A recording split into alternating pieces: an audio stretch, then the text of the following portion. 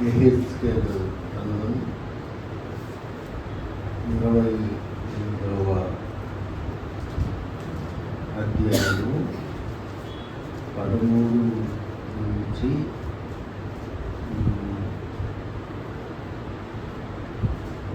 19 వరకు చదువుతాను. చాలా వాక్యాలు ఉన్నాయి కాబట్టి నేనే చదువుతాను.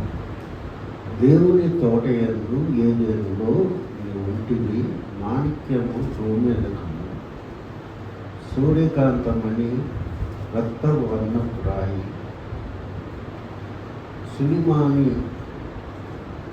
సులిమాని రాయి, మరకతము, నీలము, పద్మరాగము, మాణిక్యము, 6 అమూల్యమైన రత్నములతోనూ బంగారముతోనూ నీవు అలంకరింపబడి ఉన్నావు.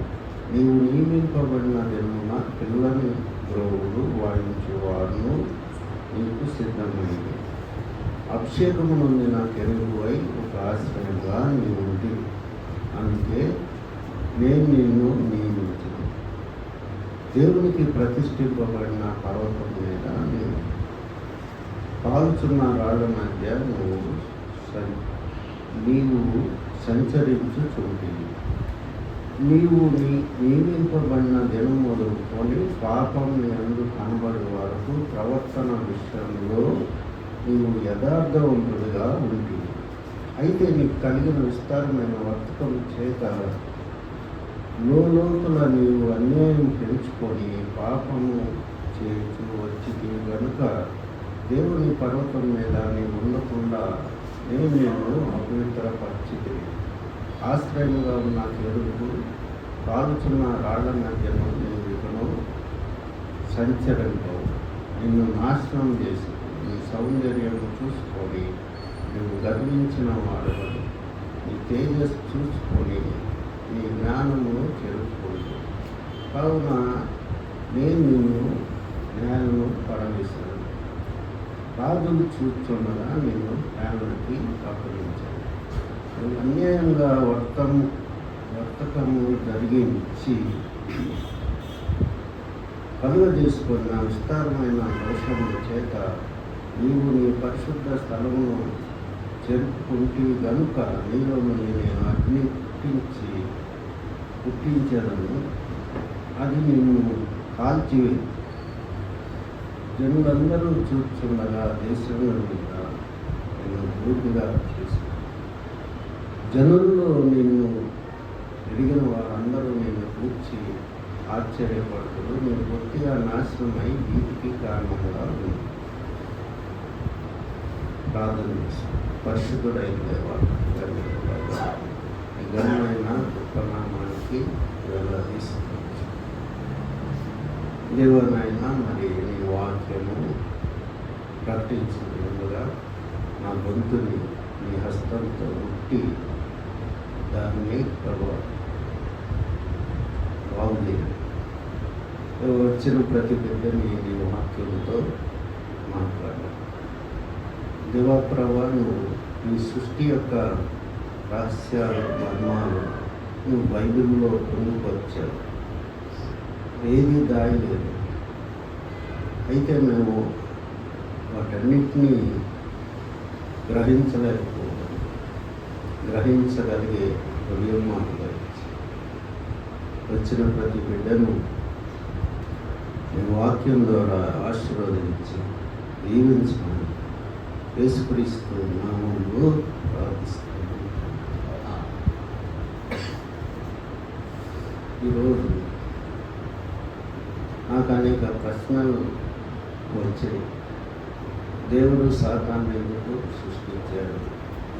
మానవుని ఎందుకు సృష్టించాడు? తర్వాత మానవుడికి ఎందుకు ఇన్ని కష్టాలు పెట్టాడు? మా ఫ్రెండ్ ఒకళ్ళు అంటూ ఉంటారు, ఏంటి అసలు ఎందుకు సృష్టించాడు దేవుడు? అసలు సృష్టించకపోతే బాగుండేది కదా. మనం సృష్టించి మరి ఇన్ని పెట్టాడు లోకంలో సుఖభోగాలు. మరి మనం బలహీనం కదా, మరి చివరికి నరకంలో వేస్తాడంట. ఇది న్యాయమా అని అడిగారు. ఒక్కోసారి చెప్పలేకపోయాం. మొన్న కూడా కలిశాడు అది. అయితే ఇప్పుడు దేవుడి గురించి కాంట్రడిక్టరీగా మాట్లాడు. నాకు కూడా అనేక ఆలోచనలు వచ్చాయి. సాతాను ఎవరు, ఎందుకు సృష్టించాడు, సృష్టించినవాడు నన్ను ఎందుకు అంత పవర్ ఇచ్చాడు, మరి 1/3 వంతుల్లో ఒక వంతు ఎందుకు సాతాను అట్రాక్ట్ చేయగలిగాడు, దేవుడు సన్నిధిలో ఉండిన దేవదూతలు ఎందుకని సాతాన్ని ఫాలో అయ్యారు, ఇవన్నీ కూడా మరి అనేక ఆలోచనలు నాకు వచ్చాయి. ఈ ప్రశ్నలన్నింటికి సమాధానంగా మనం ఒక్కొక్కటి చూస్తున్నాం. మొట్టమొదటిగా సాతాను ఎవరు? సాతాను లూసిఫర్ అని ఒక చెరుబేన్ అంటారు. నువ్వు అభిషేకించిన కెరూబువై అని ఉన్నది. దేవుడు ఈ యొక్క 3 ప్రధాన దూతల్ని దేవుడు సృష్టించాడు.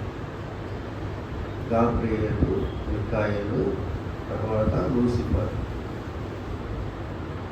అయితే ఈ ఇద్దరు దేవదూతలు, ప్రధాన దేవదూతలు దేవుడికి చాలా దూరంగా ఉంటారు. మనం అందరూ దగ్గర ఉంటారని అనుకుంటాం. ఎక్కడో చాలా దూరంలో మిఖాయేలు, గాబ్రియేలు ఉంటూ ఉంటారు. వాళ్ళ పనులు వాళ్ళకు ఉంటాయి. దేవుడు వాళ్ళకి పనులు అప్పచెప్పి ప్రతి దాంట్లో కూడా జోక్యం చేసుకోడు. లూసిఫర్ని మరి దగ్గర ఎందుకు పెట్టుకున్నాడు అంటే, లూసిఫర్ని ఒక పరలోకానికి ఒక మహిమకరంగా చేశాడన్నమాట. ఉదాహరణకి మనం ఒక మంచి అందమైన వ్యక్తిని మనం చూస్తే ఎంతో ప్లెజెంట్గా ఉంటుంది. కుష్టి వ్యాధులను చూస్తే మనకి చాలా చిరాకు అనిపిస్తుంది. అందుకనే దేవుడు ఎంతో దినకరన్ గారు చెప్తారు ఆయన పరలోక దర్శనాల్లో, యేసు ప్రభుతో సమానమైన అందం లూసిఫర్కి ఇచ్చాడు. అంత మాత్రమే కాదు, ఇంకా దాదాపు ముఖ్యమైన రత్నాలు, వజ్రాలు, మాణిక్యాలతో పొదిగాడు. ఎందుకు అట్లా పొదిగాడంటే, ఆయనకు ఒక కొయిరు అవసరమై ఉంది. ఈ కొయిరు దగ్గరగా ఉండాలి. మిగతా వాళ్ళు మిఖాయేలు, గాబ్రియేలు దూరంగా ఉంటారన్నమాట. అందుకని తను దగ్గర పెట్టుకున్నాడు. దగ్గర పెట్టుకుంటే ఎవరికైనా అలసి వచ్చింది. అందుకనే ఎవరిని ఎక్కడ ఉంచాలో అక్కడ ఉంచాలి. ఉదాహరణకి రాష్ట్రపతి దగ్గర అటెండర్ అయిన దగ్గర ఉన్నాడు అనుకో, చులకనగా మాట్లాడతాడు ఒక సమయంలో. ట్యాబ్లెట్ వేసుకోండి, అది వేసుకోండి, ఇది వేసుకోండి సలహాలు. కానీ అందుకనే రాజులకి తెలుసు ఆ టెక్నిక్, చాలా దూరం పెడతారు మనుషులు. కానీ యెహోవా దేవుడు అట్లా చేయలే. ఆయన అత్యంత ప్రేమ కలిగిన దేవుడు, నమ్మకం ఉంచే దేవుడు కాబట్టి లూసిఫరు దగ్గర పెట్టుకొని మరి చాలా కాలం నమ్మకంగా ఉన్నాడని ఇక్కడ ఉంది. పాపం చేయు వరకు చాలా కాలం నమ్మకం దేవుడు ఎంజాయ్ చేశాడు. లూసిఫర్ సాహిత్యాన్ని కానీ, సేవలను కానీ, సంగీతాన్ని కానీ ఎంజాయ్ చేశాడు.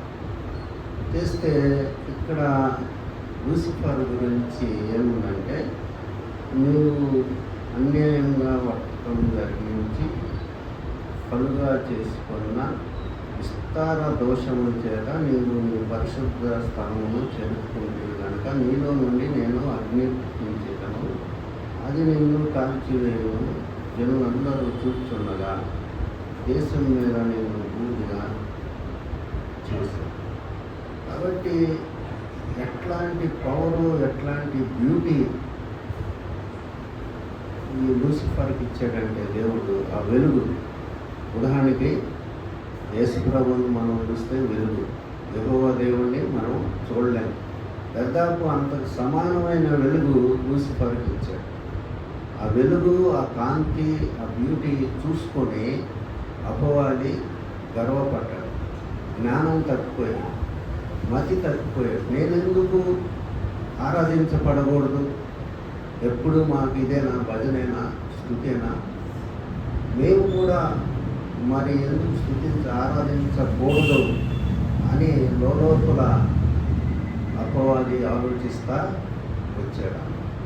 మనం యెషయా గ్రంథం 14:12 వాక్యంలో మనం ఏం చూస్తామంటే, వేకువ చుక్క తేజో నక్షత్రమా, మరి వెలుగు నేలని పడ్డావు, మహోన్నతులతో సమానంగా చేసుకున్నాం. చదవండి అది. తేజో నక్షత్రమా, వేకువ చుక్క,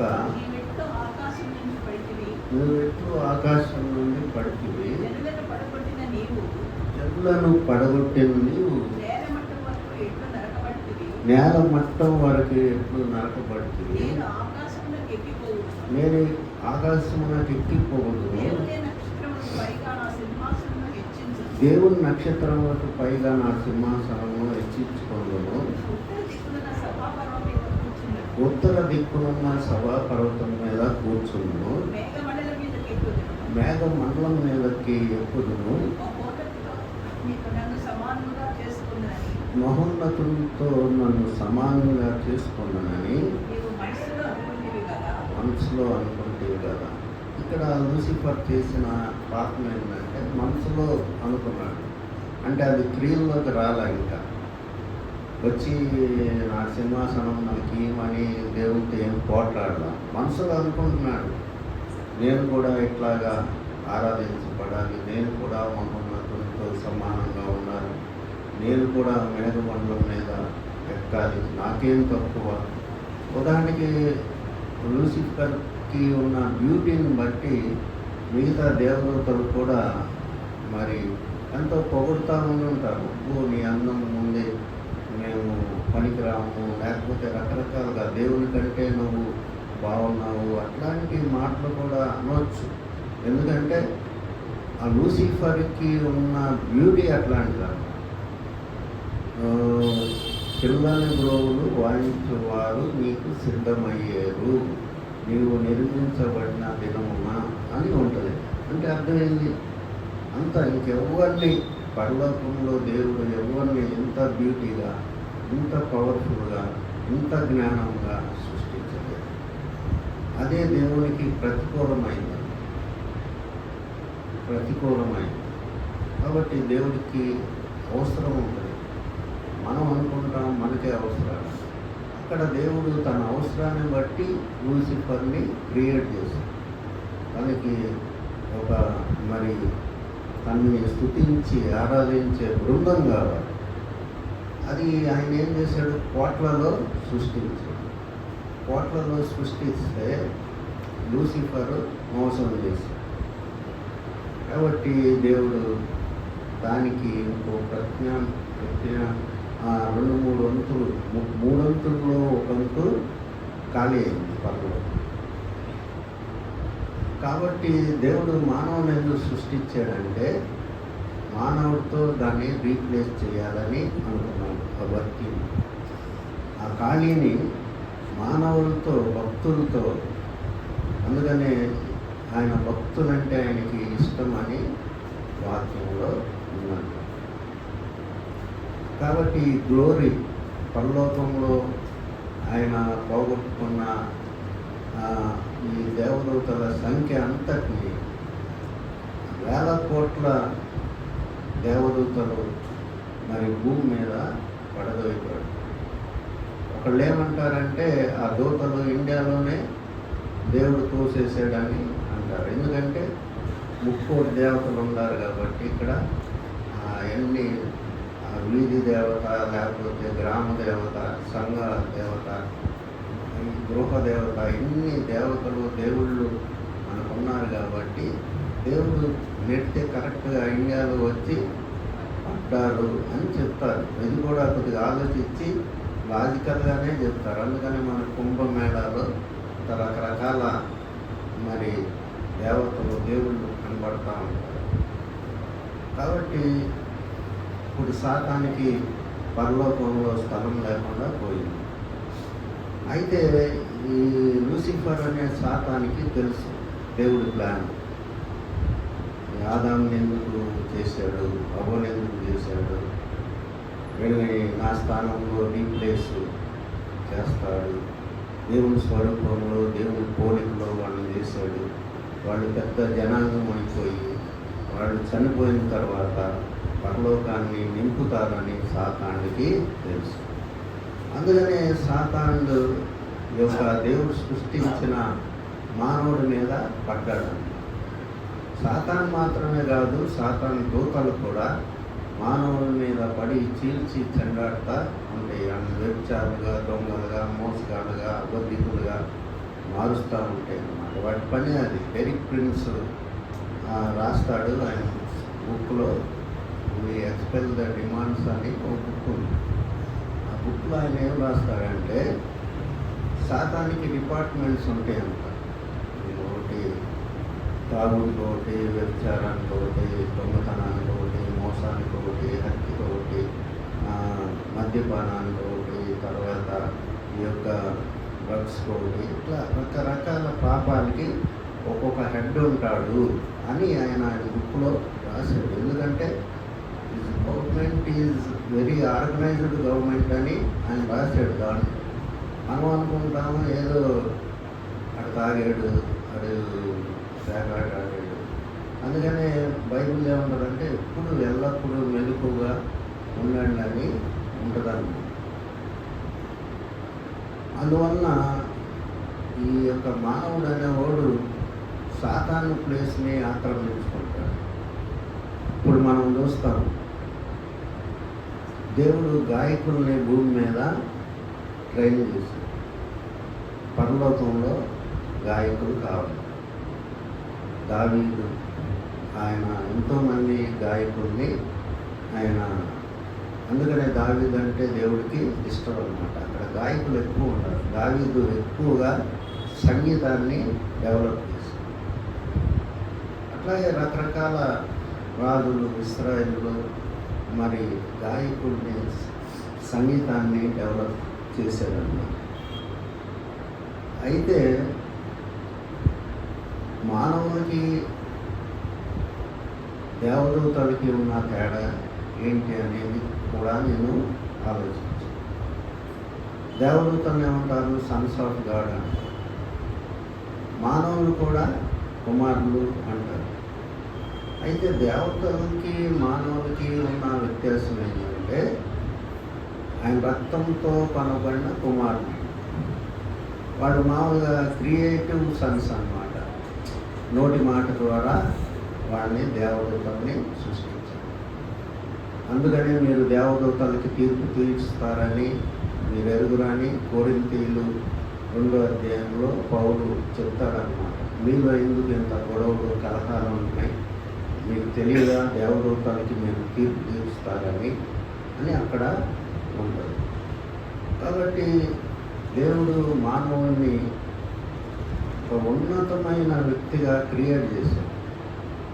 ఒక మాటలో చెప్పాలంటే లూసిఫర్ కంటే ఎక్కువగా మానవుని ప్రేమించి క్రియేట్ చేసి మానవుల్లో వచ్చి దేవుడు నివాసం చేస్తాడు.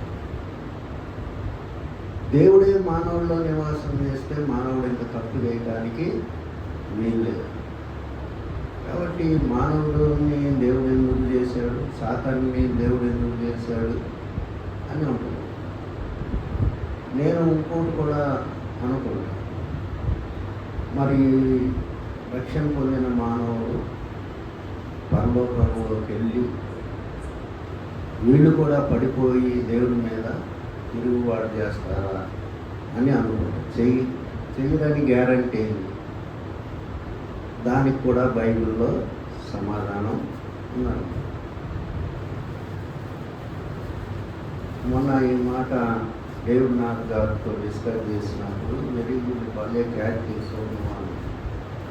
మనకి కొరింథీయులకు రాసిన మొదటి పత్రిక 6వ అధ్యాయం 11వ వాక్యం.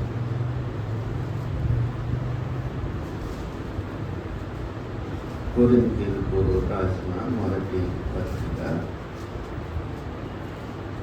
6వ అధ్యాయం 11వ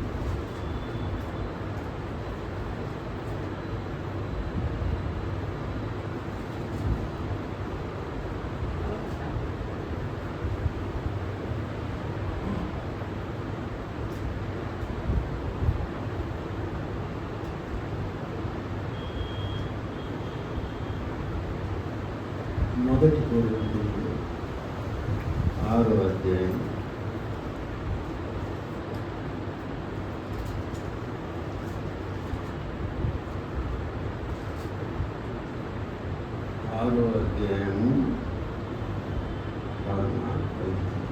17. అటువలే ప్రభువుతో కలుసుకున్న వాడు ఆయనతో ఏకాత్మై ఉన్నాడు. అంటే అర్థమైంది, ప్రభువు మనిషి ఏకమైపోతాడు. ఆయన యేసు ప్రభు 17వ అధ్యాయంలో నేను మీ యందు నిలిచి ఉన్నట్లు మరి నా శిష్యులు కూడా మరి నేను ముగ్గురు ఏకమయ్యేటట్లు సహాయం చేయమని ప్రార్థన చేస్తాను. అది కూడా మనందరం కూడా ఎప్పుడైతే నిజమైన రక్షణ మనం పొందుతామో దేవుళ్ళు కలిసిపోతాం. హిందువులు కూడా అదే నమ్ముతారు. ఏం నమ్ముతారు హిందువులు? జీవాత్మ పరమాత్మలో కలిసిపోతారు. కలిసిపోయినప్పుడు అప్పుడు మోక్షం అంటారు. అట్లాగే ఇక్కడ ఏకాత్మ అవుతారు అని యోహాను సువార్త 17వ అధ్యాయంలో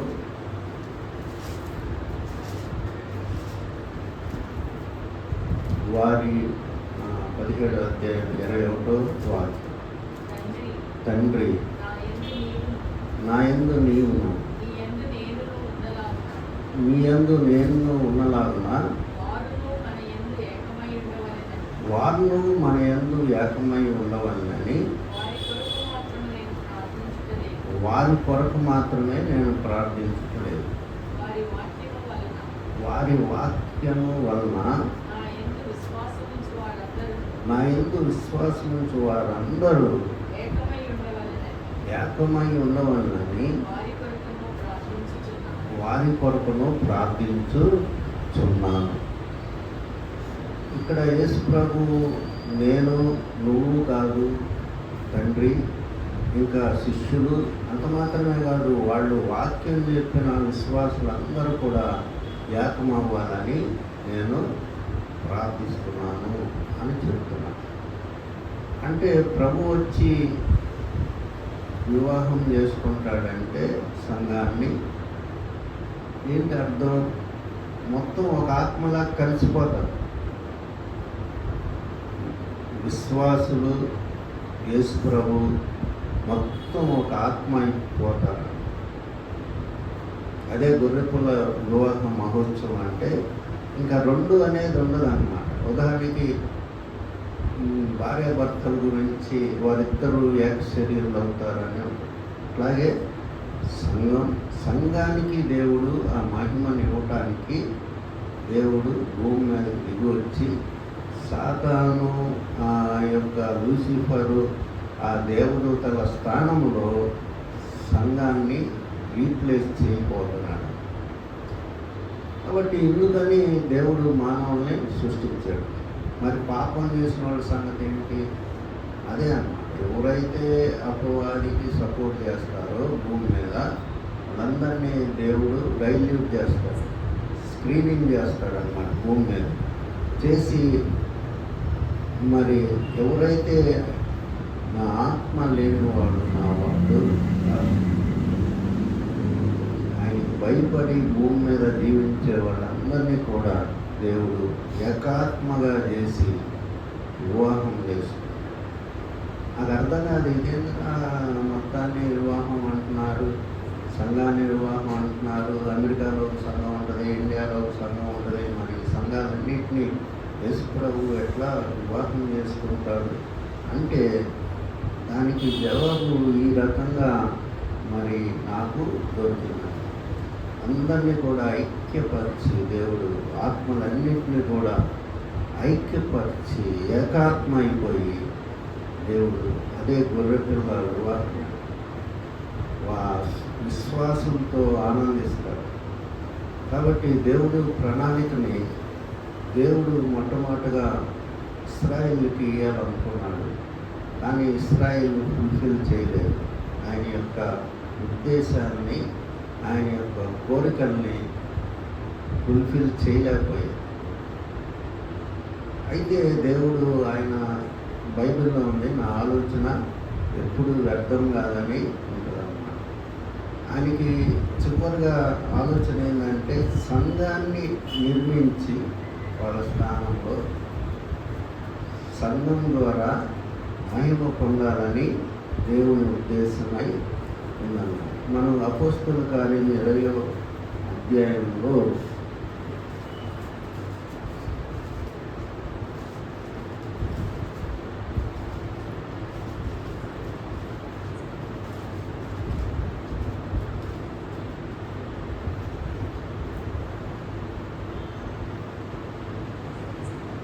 ఇరవై 28వ వారు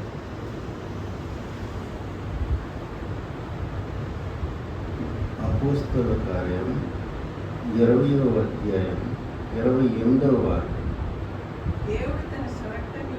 దేవుడు తన స్వరక్తమిచ్చి సంపాదించిన తన సంఘమును కాయుటకు పరిశుద్ధాత్మ మిమ్మును దేనియందు అధ్యక్షులుగాను ఉంచెను. ఆ యావత్ మందను గూర్చి మీ మట్టు మిమ్మల్ని గూర్చి జాగ్రత్తగా ఉండుడి. కాబట్టి తన స్వరక్తమిచ్చి కొనుక్కున్నాడు సంఘాన్ని. కాబట్టి రక్తమిచ్చి కొనబడిన సంఘం కాబట్టి బహుశా మనం ఈ రోజుల్లో సరైన విశ్వాసాన్ని మనం చూడలేకపోతున్నాం. కానీ దేవుని కోసం ప్రాణాలు పెట్టి సాధ్ సుందర్ సింగ్ లాంటి దైవజనులు, భక్త్ సింగ్ లాంటి దైవజనులు, డానియల్ గారు లాంటి దైవజనులు, మరి ఇంకా కర్తార్ సింగ్, ఎంతోమంది ఇతర దేశాల్లో జర్నలిస్ట్, ఎంతోమంది దైవజనుల్ని దేవుడు ఏర్పాటు చేశారు. బలమైన సంఘాలు. ఇప్పుడు చూసే సంఘాలను చూసి మనం నీరసం వస్తుంది. ఇప్పుడు ఏంటంటే సాతానుడు ప్రాస్పరిటీ గాస్పెల్ అండి. ప్రాస్పరిటీ గాస్పెల్ అంటే మనిషికి ఎక్కడ నొప్పి తగలదు. ఒక అతను ఒక చిన్న ఉపమానం చెప్పాడు. ఒకడికి గాలికి గాయమైంది. గాలికి గాయం అయితే మోషే డాక్టర్ దగ్గరికి వెళ్ళాడు. మోషే డాక్టర్ దగ్గరికి వెళ్తే ఆయన గట్టిగా పిండి, ఎంత కేకలేస్తున్నా వదలకుండా గట్టిగా పిండి ఆయన టించర్ వేసి కట్టుకట్టాడు. ఇంకొకడు ఏం చేశాడు, ఇంకొకడు అహరోన్ డాక్టర్ దగ్గరికి వెళ్ళాడు. అహరోన్ డాక్టర్ అంటే ఏంటి, చక్కగా రాగానే కాలికి పైన దుడిసి వెన్నపూస రాశాడు. వెన్నపూస రాసి చక్కగా మెల్లిగా కట్టుకట్టి బయటికి పంపించాడు. వాళ్ళిద్దరు బయటకు వచ్చినాక మాట్లాడుతున్నారు. మీ డాక్టర్ గారు ఎట్లా ట్రీట్మెంట్ ఇచ్చాడంటే, అమ్మో మా డాక్టర్ గారు పిండి వేశాడు, నేను కేకలేసి చచ్చిపోయినా. మరి మీ డాక్టర్ గారు ఎట్లా చేశాడని అంటే, అహరోన్ డాక్టర్ దగ్గరికి వెళ్ళినా వాడు చెప్పాడంటే ఏమి నొప్పే లేదు, అసలు వెన్నపూస రాసి చక్కగా మనం చేశాడు. అంటే బోధనలో అలాంటి బోధలు ఉంటాయి. వెన్నపూస బోధలు అంటే మనిషికి నొప్పు తగలదు అనమాట. ఎట్లా మోషే మరి ఎందుకని అట్లా పిండాడు, మోషే లా ప్రకారం చెప్పాడు చేస్తాడు ట్రీట్మెంట్. అహరోన్ ఏం చేశాడు, ఆడుతూ పాడుతూ విగ్రహాన్ని చేసి అల్లరి పాటలు వీటితో అహరోను మరి సాక్ష్యం పొందాడు. కాబట్టి దీన్ని ప్రాస్పరిటీ గాస్పెల్ని అహరోన్ బోధని కూడా మనం అనొచ్చు. ఏమి నొప్పి తగలదు, ఆశీర్వాదాలు దీవెనలే, అడుగడుగున బోధ అంతా కూడా నీకు ఆశీర్వాదాలు దీవెనలే వస్తాయి. కానీ మోసే బోధ ఏంటంటే ఆజ్ఞలు కట్టడాలు. నా ఆజ్ఞలు గైకొన్నవాడు నన్ను ప్రేమించు, నా ఆజ్ఞలు గైకొనేవాడు నన్ను ఎరుగును. కాబట్టి ఖచ్చితమైన బోధ మనిషికి నొప్పు కలుగు చేస్తుంది, కానీ నీకు శుభం కలుగుద్ది, నువ్వు దీవించబడతావు. ఎన్ని పాపాలు చేసినా కానీ దేవుడు నిన్ను ఆశీర్వదించబోతున్నాడు. ఈ రోజు నుంచి నీకు ఒక కొత్త యుగం మొదలవుతుంది అని ఆ విధంగా మరి దీవెన ఆశీర్వాదాలతో నింపే మోసకరమైన బోధని మనుషులు ఇష్టపడుతున్నారు. ఇదివరకు బాబాయ్ వచ్చేవాడు ఇక్కడికి, ఆర్డి ప్రసాద్ గారని ఆయన్ని అప్పుడప్పుడు తీసుకొచ్చేవాడు. ఏంటంటే వెస్లీ గారు ఎప్పుడు బాబాయ్ పాపం పాపం అని అంటూ ఉంటారు. పాపం చెయ్యింది ఎవరు అది ఇది అన్నమాట. కాబట్టి సుకుమారంగా బతికే వాళ్ళకి ఈ యొక్క కష్టమైన గుచ్చుకునే బోధ వాళ్ళకి ఇష్టం ఉండదు. అందువల్ల మనం టాపిక్ ఏంటంటే దేవుడు అపవాదిని ఎందుకు సృష్టించాడు, మానవుని ఎందుకు సృష్టించాడు, మానవుడికి దేవుడు ఇచ్చే ఇదేంటి, అంతిమ బహుమానం ఏంటి. బైబిల్లో ఉంటుంది 31 అధ్యాయం 17-18 వాక్యంలో, యెహోవా యందు భయభక్తులు కలవారికి ఆయన దాచిపెట్టిన మేలు ఎంతో గొప్పదని అంటున్నాను. కాబట్టి మానవుణ్ణి దేవుడు ఎందుకు సృష్టించాడు? తన మహిమ కోసం ఆయన సృష్టించాడు. యెషయా గ్రంథంలో క్లియర్గా ఉంటుంది అన్నమాట, ఆయన మహిమ కోసం. అదేవిధంగా ఇర్మీయా గ్రంథంలో కూడా ఉంటుంది. ఇర్మీయా గ్రంథం 11వ అధ్యాయం అనుకుంటా. ఇర్మీయా గ్రంథం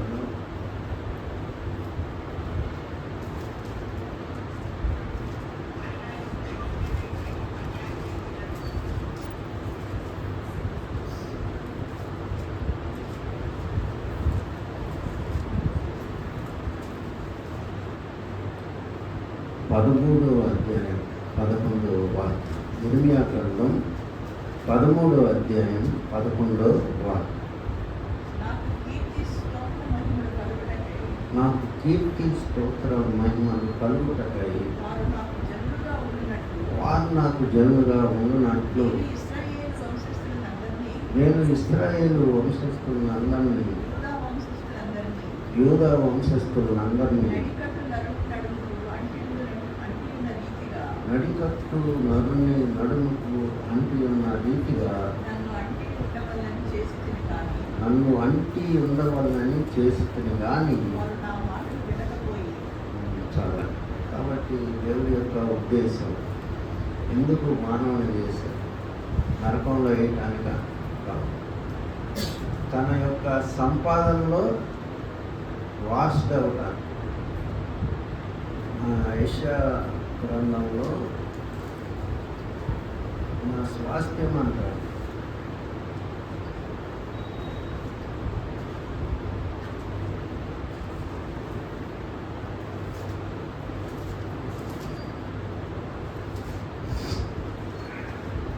యెషయా గ్రంథం 43వ అధ్యాయం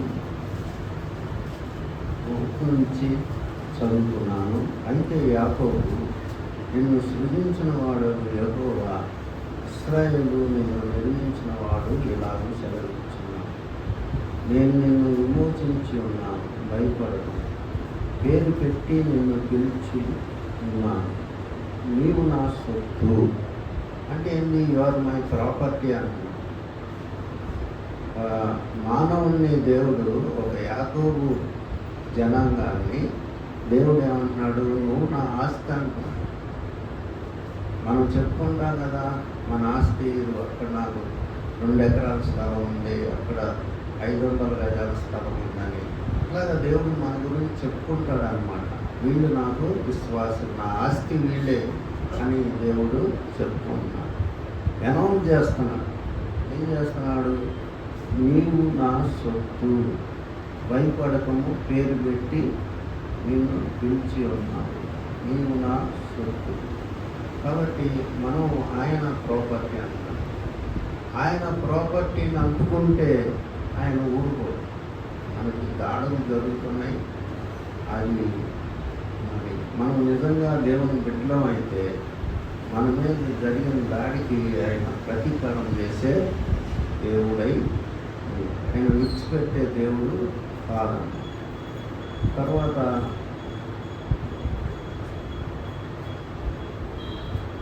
43వ అధ్యాయం 21వ వాక్యం.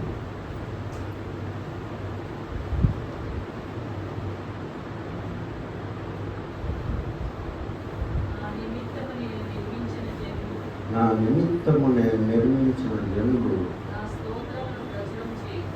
నా స్తోత్రము ప్రచురము చేయదు.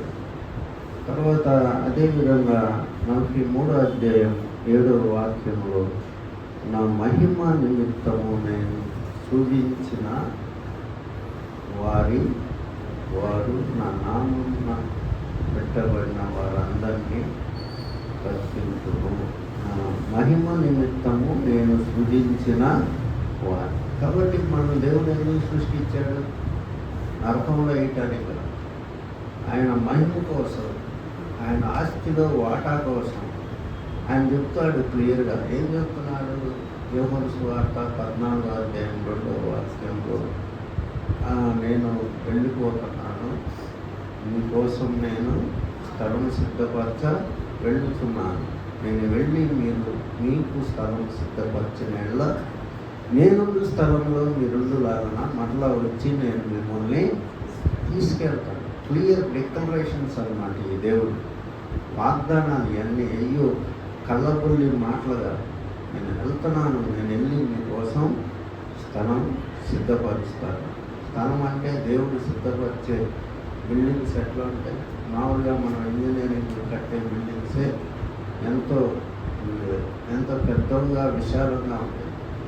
అది ఇంగ్లీష్లో మ్యాన్షన్స్ అని ఉంటుంది 14వ అధ్యాయం. కాబట్టి దేవుడు మరి ఏ రకంగా ఉంటుందో విశ్వాసికి మరి ఏర్పాటు, అకామిడేషన్ అనేది మనకి తెలియదు. మనకి మొదటి కొరింథీయులకు రాసిన పత్రికలో ఎప్పుడు చదువుకుంటూ ఉంటారు. 2వ అధ్యాయం మొదటి కొరింథీయులకు రాసిన పత్రికలో 2వ అధ్యాయం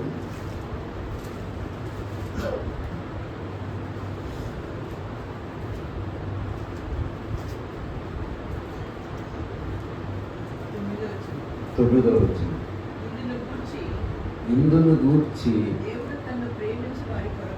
దేవుడు తనను ప్రేమించు వారి కొరకు ఏమి సిద్ధపరచనో అవి కంటికి కనపడలేదు, చెవికి వినపడలేదు, మనుష్య హృదయం నాకు గోచరం కాలేదు. తర్వాత మనకైతే దేవుడు తన ఆత్మ ద్వారా బయలుపరిచి ఉన్నాడు. అందుకనే పౌలుకి దేవుడు చూపెట్టాడు పర్వత రాజ్యాన్ని. మరి దినకరంగా కూడా తన అనుభవాల గురించి రాశాడు. అట్లాగే సాధు సుందర్ సింగ్ గారు కూడా పరలోక దర్శనాలని పుస్తకం రాశారు. చంద్రమౌళి గారు కూడా ఒకసారి చెప్తున్నారు, నేను పరలోకం చూశానయ్యా అని. కాబట్టి దేవుడు తన సిద్ధపరిచిన వాటిని మరి కంటికి కనపడవు, గోచరం కావు, చెవికి వినపడవు, మనుష్య హృదయం నాకు గోచరము కాలేదు, కానీ అది ఆత్మ వలన బయలుపరచబడుతుంది. కాబట్టి మనకి దేవుడు ఎందుకు సృష్టించాడు మానవుని? చాలామంది అడిగే ప్రశ్న అన్నమాట ఇది. దేవుడు ఎందుకు సృష్టించాడు మానవుని? నరకం ఎందుకు? సృష్టించిన వాడు హ్యాపీగా మరి నరకం లేకుండా బతికినంతకాలం హ్యాపీగా బతకండి వదిలేయొచ్చుగా ఉంటాడు. ఆయన న్యాయపీఠం అందుకే ఒప్పుకోదన్నమాట. 24 పెద్దలు ఉంటారు, మరి ఆయన తీర్పు తీరుస్తాడు అని ఉంటుంది. ఆయన న్యాయాధిపతిగా మరి ఆయన అంగీకరించాడు దాన్ని. కాబట్టి మరి దేవుడు ముఖ్యమైన అంశం ఏంటంటే ఈరోజు సాతాన్ని ఎందుకు దేవుడు సృష్టించాడు? దానికి జవాబు ఏంటంటే పరలోకంలో ఆయనకి ఆరాధించే ఒక టీంని ఆయన సృష్టి చేశాడు, లూసిఫర్. ఎందుకని మూడొంతుల్లో ఒక వంతు మరి సాతానుతో పాటు వెళ్ళిపోయి హోలీ అనే బుక్లో ఆయన జాన్ బన్యాన్ ఇదంతా చాలా చక్కగా రాస్తాడు. అది ఎప్పుడో ఉండేది నా దగ్గర పుస్తకం, అయితే లేదు. 12వ అధ్యాయం 4 కాకుండా ప్రకటన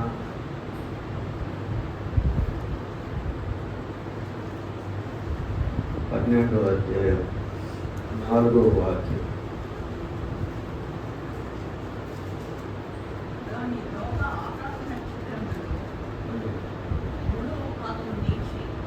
దాని తోక ఆకాశ నక్షత్రములలో 3వ భాగము ఈడ్చి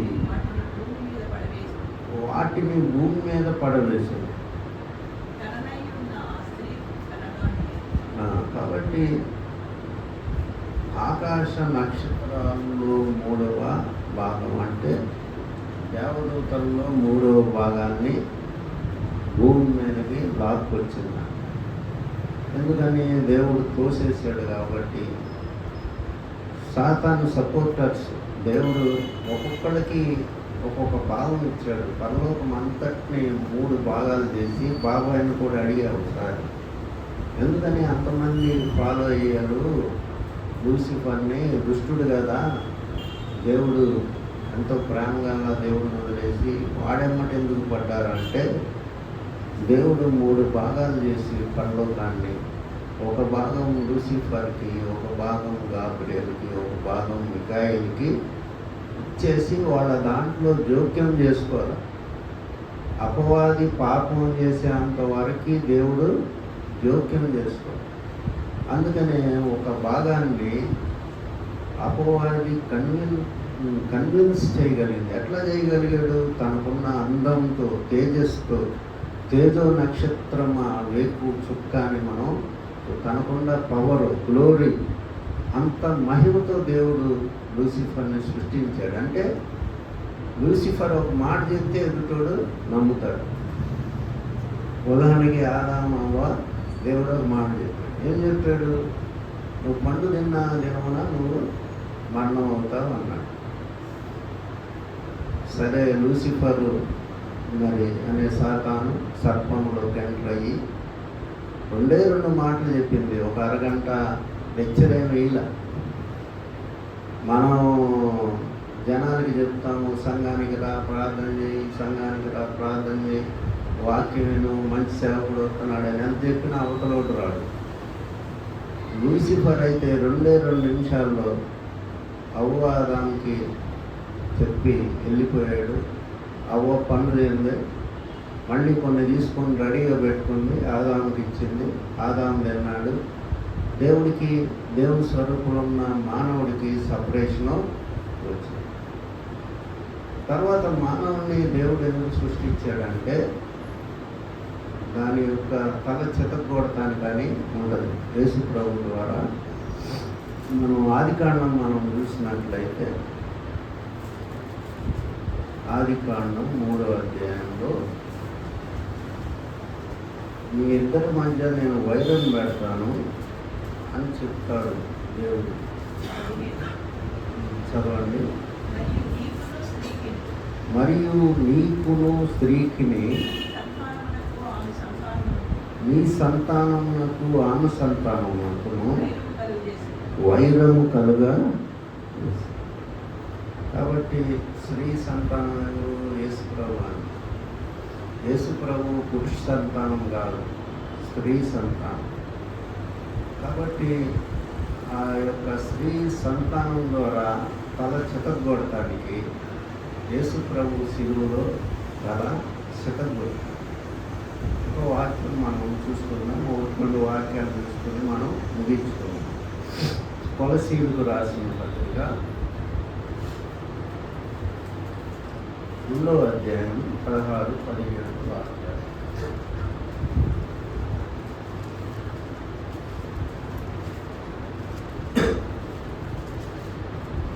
కొలసీలకు రాసిన పత్రిక 2వ అధ్యాయం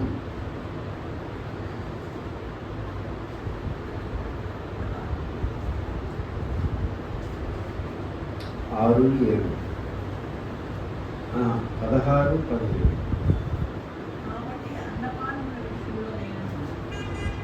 కొలసీ రాసిన పత్రిక 2వ అధ్యాయం 15 చివరి భాగం.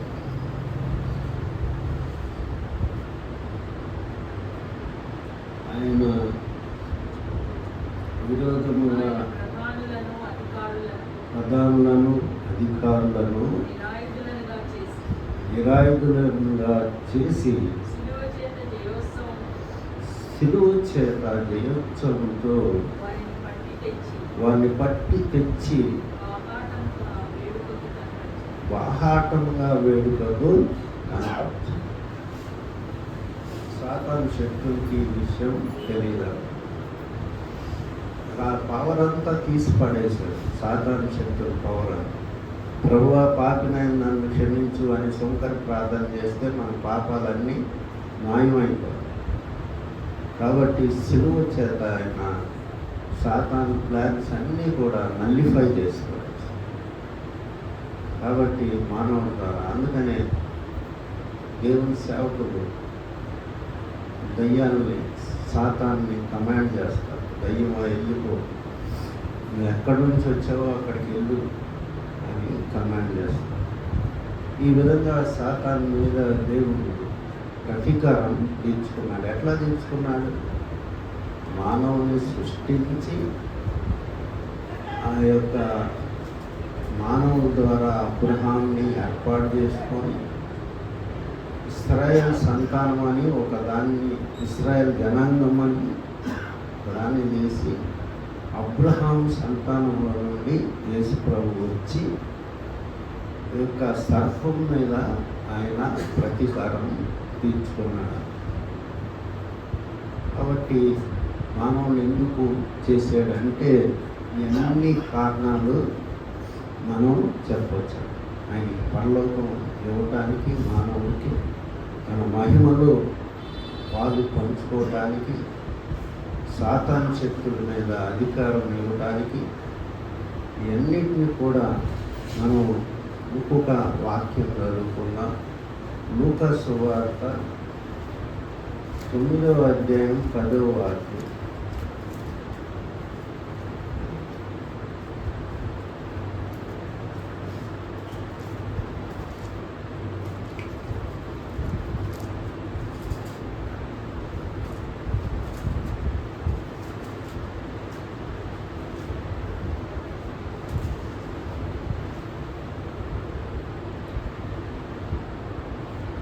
అధ్యాయం 19వ వాక్యం. లూకా సువార్త 10వ అధ్యాయం 19వ వాక్యం. ఇదిగో పాములను తేళ్లను తొక్కుటకు శత్రు బలమంతటి మీదను మీకు అధికారము అనుగ్రహించండి. ఏది మీకు ఎంత మాత్రము అని. కాబట్టి పాములేని, తేలేని ఇవన్నీ కూడా సాతాను శక్తుల మీద మనకి అధికారం అనుగ్రహించాడు. కాబట్టి దేవుడు, మనం అనుకుంటాం ఎందుకు చేశాడు, ఎందుకు నాకు ఈ బాధలంతా అని మనం నెగిటివ్ వేలో ఆలోచిస్తే దేవుడు అంటే కొంచెం బాధగా ఉంటుంది. పాజిటివ్గా మనం ఆలోచిస్తే చాలామంది రక్షణ పొందేటప్పుడు ఏడుస్తారు. కారణం ఏంటంటే ఇదే అన్నమాట, ఆయనతో ఐక్యమైపోతూ ఉంటారు. దేవుడితో ఐక్యమైపోయేటప్పుడు ఎంతో శక్తిని వాళ్ళు పొందుకొని దేవుడి కృపను బట్టి వాళ్ళు ఏడుస్తూ ఉంటారు, గోదాడుతారు. వాళ్ళకి అనేక వాగ్దానాలు, దర్శనాలు దేవుడు ఇస్తాడు. కాబట్టి దేవుడు అపవాదిని ఎందుకు చేశాడు? అపవాదిని కూడా తన మహిమ కోసం చేశాడు. తర్వాత మానవుని కూడా అపవాది మరి నమ్మక ద్రోహం చేశాడు. లోపల అన్యాయం తెలుసుకొని మరి తనకున్న విస్తారమైన వర్గం చేత పాపం జరిగిస్తూ వచ్చాడు. మానవుని ఎందుకు చేశాడు? మానవుని కూడా మరి దేవుడు తన మహిమ కోసం, తన రాజ్యంలో, తన బిడ్డలుగా తన దగ్గర ఉండటానికి మరి ఏకాత్మయ్యి ఎవరు శిష్యులు, యేసు ప్రభువు శిష్యులు, తర్వాత శిష్యులు బోధించిన విశ్వాసులందరూ కూడా ఏకం చేయటానికి యేసు ప్రభు వచ్చాడు. కాబట్టి యేసు ప్రభు రెండో రాకడలో ఆయన గొర్రె పిల్లని వివాహం చేసుకోవటం అంటే రక్షణ పొందిన వాళ్ళు యేసు ప్రభు అందరూ కూడా ఆత్మలో ఏకమైపోతారన్నమాట. అదే గొర్రెపిల్ల వివాహ మహోత్సవం అని నేను అర్థం చేసుకున్నా, ప్రార్థన చేసుకున్నా.